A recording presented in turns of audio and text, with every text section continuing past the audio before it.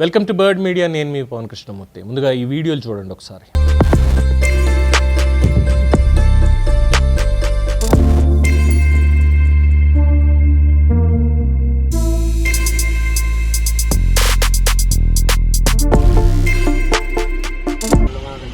आप लोग भी लोगों को और सब लोग दिखाई के समझाए मैंने किए समझाए नेक्स्ट टाइम जैसा नहीं करना, ये सब अच्छा नहीं है, इसीलिए मैं माफ़ी चाहता हूँ. చూసారా, వాళ్ళు ఎవరో మంచి ట్రైన్డ్ బైక్ రేసర్స్ అని అనుకుంటున్నారు కదా. నో, అత్తాపూర్ ప్రాంతంలో ప్రజల ప్రాణాలని, తమ ప్రాణాలు సైతం ప్రమాదంలో పడేస్తూ పబ్లిక్ రోడ్ల మీద బైక్ స్టంట్లు, ప్రమాదకర డ్రైవింగ్ చేస్తున్నటువంటి 6 యువకులు. వాళ్ళని టాస్క్ ఫోర్స్ పోలీసులు అదుపులోకి తీసుకున్నారు. They are not trained. వాళ్ళ అమ్మ నాన్న బండి గునిచ్చారు, వేసుకెళ్ళిపోతున్నారు.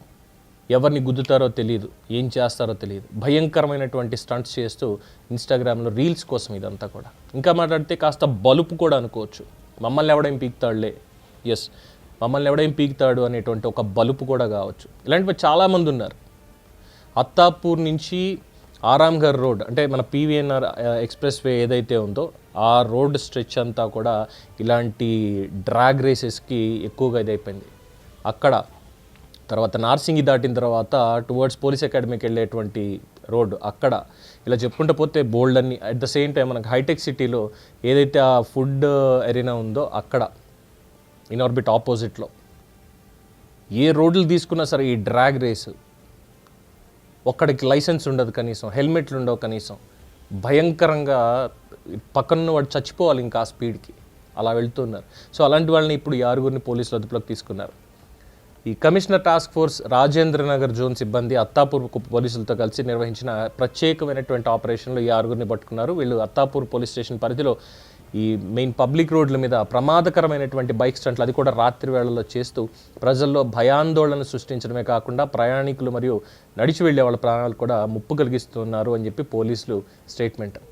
నిందితులు ట్రిపుల్ రైడింగ్, అతివేగం, నిర్లక్ష్య డ్రైవింగ్, ప్రమాదకర విన్యాసాలు ఇలాంటి చర్యలకు పాల్పడుతూ ప్రజాభద్రతని ప్రమాదంలోకి నెట్టినట్లు గుర్తించారు. ఈ ఆపరేషన్లో 2 ద్విచక్ర వాహనాలు, నేరానికి ఉపయోగించిన 6 మొబైల్ ఫోన్లు వాటిని స్వాధీనం చేసుకున్నారు.